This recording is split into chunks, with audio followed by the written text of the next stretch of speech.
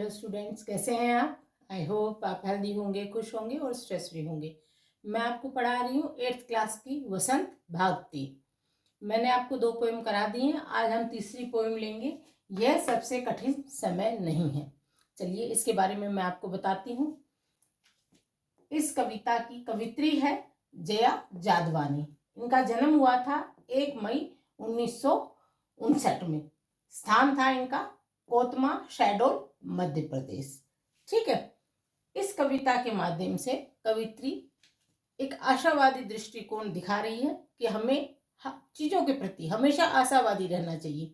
जब तक जिंदगी सरलता से चल रही है, सहजता से चल रही है और दिनचर्या के काम हो रहे हैं, तब तक सोचना चाहिए कि कठिन समय नहीं आया है। ये कवित्री के आशावादी दृष्टिकोण को दर्शाता है।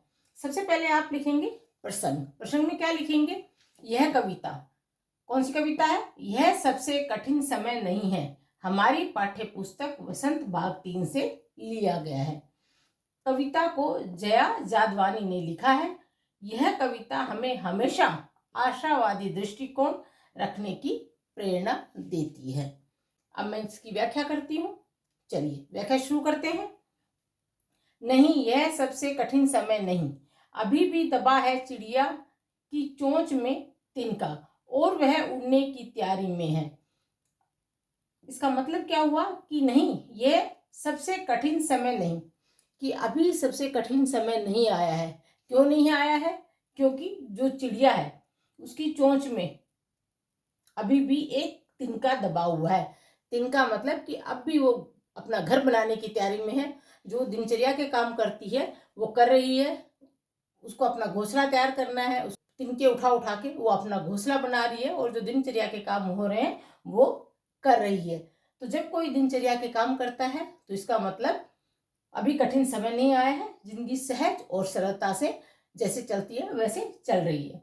तो कवित्री ये कह रही है कि अभी कठिन समय नहीं आया है, अभी अच्छा समय है, क्योंकि सब कार्य जो रोजमर्रा के होते हैं वो हो रहे हैं। चिड़िया उठी है और अपना घोंसला बनाने की तैयारी में है और उसकी चोंच में अब भी एक तिनका है और वह उड़ने की तैयारी में है। और उड़ने की तैयारी मतलब चोंच में तिनका है और पेड़ के ऊपर घोंसला बनाने की तैयारी में है। उड़ने की तैयारी का मतलब ये हुआ। अभी भी झरती हुई पत्ती थामने को बैठा है हाथ एक। इसमें कवित्री क्या कह रही है कि झरती मतलब गिरती हुई, अब भी किसी गिरती हुई पत्ती को पकड़ने के लिए एक हाथ तैयार बैठा है। अर्थात कि अब भी किसी मदद के लिए, कोई भी अगर किसी को मदद के लिए पुकारता है तो एक हाथ मदद के लिए तैयार है। अर्थात अब भी मनुष्य दूसरे एक मनुष्य की मदद के लिए तैयार बैठा है, जैसे रोजमर्रा की जिंदगी में होता है, और जीवन बहुत सहज और सरलता से चल रहा है। अभी भी भीड़ है स्टेशन पर, अभी भी एक रेलगाड़ी आती है गंतव्य तक। कवित्री क्या कह रही है कि अभी जो रेलवे स्टेशन है वहां ट्रेन आ रही हैं, रेलगाड़ियां आ रही हैं और उनमें लोग बैठ रहे हैं अपने निश्चित स्थान पर जाने के लिए। कवित्री का आशावादी दृष्टिकोण दिखता है कि हमें अपनी जिंदगी के प्रति हमेशा आशावान होना चाहिए, कभी भी निराशावादी नहीं बनना चाहिए। चलिए अगला पैराग्राफ करते हैं। चलिए स्टूडेंट्स, कविता का अंतिम भाग लेते हैं। जहां कोई कर रहा होगा प्रतीक्षा, अभी भी कहता है कोई किसी को जल्दी आ जाओ, कि अब सूरज डूबने का वक्त हो गया है। प्रतीक्षा मतलब इंतजार। कवित्री कह रही है कि जब तक सब काम सरलता से चलते जाएं, दिनचर्या जैसे होती है वैसे होती जाए, इसका मतलब कठिन समय या मुश्किल समय नहीं आया है, अभी अच्छा समय है। तो कवित्री क्या कह रही है कि अब भी कोई, प्रतीक्षा मतलब इंतजार कर रहा है किसी का, और क्या कह रहा है कि जल्दी घर आ जाओ, सूरज डूबने वाला है। कि अभी कोई किसी का इंतजार कर रहा है और अभी भी कोई कहता है कि जल्दी घर आ जाओ, सूरज डूबने वाला है, अर्थात रात होने वाली है। कहा जाता है उस कथा का आखिरी हिस्सा। अब कवि क्या कह रहे हैं, कवित्री क्या कह रही है कि अब भी उस कहानी का आखिरी हिस्सा कहा जाता है।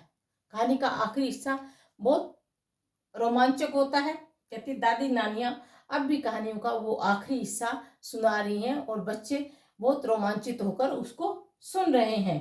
बूढ़ी नानियां जो कहानियां सदियों से मतलब सालों से सुनाती आ रही थी, वो अब भी बच्चों को, दुनिया के मतलब संसार के सभी बच्चों को अब भी वो कहानियां सुनाई जा रही हैं। मतलब सारी क्रियाएं, जो क्रियाकलाप थे जैसे पहले होते आ रहे थे ऐसे होते आ रहे हैं, इसका मतलब अभी मुश्किल समय नहीं आया है। आती है एक बस अंतरिक्ष के पार की दुनिया से, लाएगी बचे हुए लोगों की खबर। अब और क्या बता रही है नानिया कि अभी भी एक बस अंतरिक्ष से आती है और हमें वहां पे जो बचे हुए लोग हैं उनकी खबर बताती है कि वो वहां पर हैं। मतलब एक काल्पनिक दुनिया है। दादी नानी हमें बताती थी कि आकाश में अंतरिक्ष में परियां रहती हैं और वहां से एक बस आती है जो वहां के लोगों की खबर हमें बताएगी। कह रहे हैं अब भी ये सब कहानियां सुनाई जाती हैं, इसका मतलब जिंदगी सहज और सरल है। और कवित्री का आशावादी दृष्टिकोण कि जब तक ये क्रियाकल्प होते जा रहे हैं, जीवन सहजता से चल रहा है, सरलता से चल रहा है, इसका मतलब क्या हुआ कि अभी कठिन बुरा समय नहीं आया है, अभी अच्छा समय है। चलिए स्टूडेंट्स, कविता पूरी हो गई है। अब कविता पर आधारित जो क्वेश्चन है आपकी पुस्तिका में उसको मैं एक्सप्लेन कर देती हूँ। पहला प्रश्न है, यह कठिन समय नहीं है, यह बताने के लिए कविता में कौन कौन से तर्क प्रस्तुत किए गए हैं स्पष्ट कीजिए। कविता में जो जो तर्क दिए गए थे कि कठिन समय नहीं आया है, सारी जिंदगी या सब काम सहजता से हो रहे हैं, तो जो कवित्री ने वो तर्क दिए थे वो आप यहाँ लिख देंगे। यह कठिन समय नहीं है, यह बताने के लिए कवित्री ने निम्नलिखित तर्क दिए हैं। कौन कौन से तर्क दिए? पहला है, अभी भी चिड़िया की चोंच में तिनका है और वो घोंसला बनाने की तैयारी में है। दूसरा आप लिखेंगे, एक हाथ अब भी झड़ती हुई पत्ती को थामने के लिए बैठा है। तीसरा तर्क है, अभी भी एक रेलगाड़ी स्टेशन पर आती है लोगों को अपने गंतव्य पर पहुंचाने के लिए। चौथा है, अभी भी नानी की कथा का आखिरी हिस्सा बाकी है, अभी भी एक बस अंतरिक्ष पार की दुनिया से बचे हुए लोगों की खबर लाएगी। अंतिम में, अभी भी कोई किसी के घर आने का इंतजार कर रहा है। ये 6 तर्क आप इसमें लिख देंगे इस पहले वाले क्वेश्चन में। चलो बाकी 3 क्वेश्चंस के आंसर और बताती हूँ आपको। चलिए स्टूडेंट्स, दूसरा क्वेश्चन लेते हैं। चिड़िया चोंच में तिनका दबाकर उड़ने की तैयारी में क्यों है? वह तिनकों का क्या करती होगी? लिखिए। उत्तर हो जाएगा आपका, चिड़िया चोंच में तिनका दबाकर उड़ने की तैयारी में है। इसका अर्थ यह है कि चिड़िया को अपने बच्चों के लिए घोंसला बनाना है ताकि वह उसमें अपने बच्चों के साथ रह सके। ठीक, वह तिनकों से घोंसला बनाएगी जो उसे सुरक्षा प्रदान करेगा। आप इसका ये उत्तर लिखेंगे। तीसरा प्रश्न है आपका, कविता में कई बार अभी भी का प्रयोग करके बातें रखी गई हैं। अभी भी का प्रयोग करते हुए 3 वाक्य बनाइए और देखिए उनमें लगातार, निरंतरता, बिना रुके चलने वाले कार्य का भाव निकल रहा है या नहीं। मैंने 3 वाक्य बना दिए हैं। मुझे अभी भी बुखार है, मतलब बुखार है, निरंतर लगातार है ही बुखार। मुझे अभी भी काफी किलोमीटर चलकर रेलवे स्टेशन जाना है। अभी मैं चल ही रही हूं, इसमें भी क्या है? लगातार, निरंतरता का भाव है। तीसरा है, हम अभी भी नृत्य सीख रहे हैं। इसमें भी क्या है? निरंतरता का भाव है। आप नीचे लिख देंगे, तीनों वाक्यों में निरंतरता का भाव दिखाई दे रहा है। आप बच्चे अपनी तरफ से भी कोई 3 वाक्य बना लीजिए जिसमें लगातार बात हो रही हो, मतलब कार्य जारी है, कार्य अभी रुका नहीं है। ऐसे 3 वाक्य आप अपनी मर्जी से भी इस क्वेश्चन के आंसर में लिख सकते हैं। चलिए लास्ट क्वेश्चन का आंसर और मैं आपको बता देती हूँ। फ्रेंड्स, आखिरी क्वेश्चन लेते हैं, क्वेश्चन नंबर 4। नहीं और अभी, अभी भी को एक साथ प्रयोग करके 3 वाक्यों के लिए लिखिए और देखिए नहीं, अभी भी के पीछे कौन कौन से भाव छिपे हो सकते हैं।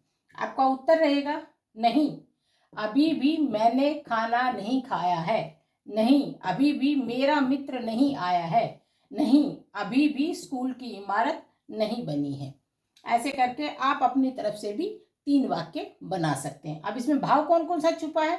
अभी भी, इसमें लगातार और निरंतर चलने वाली प्रक्रिया को दर्शाया गया है, या इसमें अभी भी, जो अभी भी है इसमें निरंतर चलने वाली प्रक्रिया का बोध हो रहा है। और नहीं में क्या हो रहा है? और नहीं से कार्य के न होने का बोध हो रहा है कि कार्य नहीं हो रहा है। क्रिया तो जारी है, निरंतरता तो जारी है, मैंने अभी खाना नहीं खाया है, क्रिया चल रही है लेकिन नहीं खाया है, नहीं से ना का बोध हो रहा है और इससे निरंतर कार्य हो रहा है उसका बोध हो रहा है।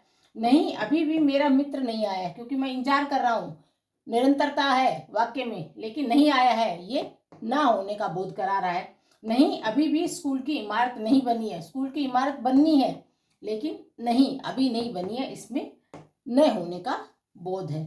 चलिए, आपको चारों क्वेश्चन मैंने करा दिए हैं। आई होप जो मैंने पढ़ाया आपको समझ में आया होगा।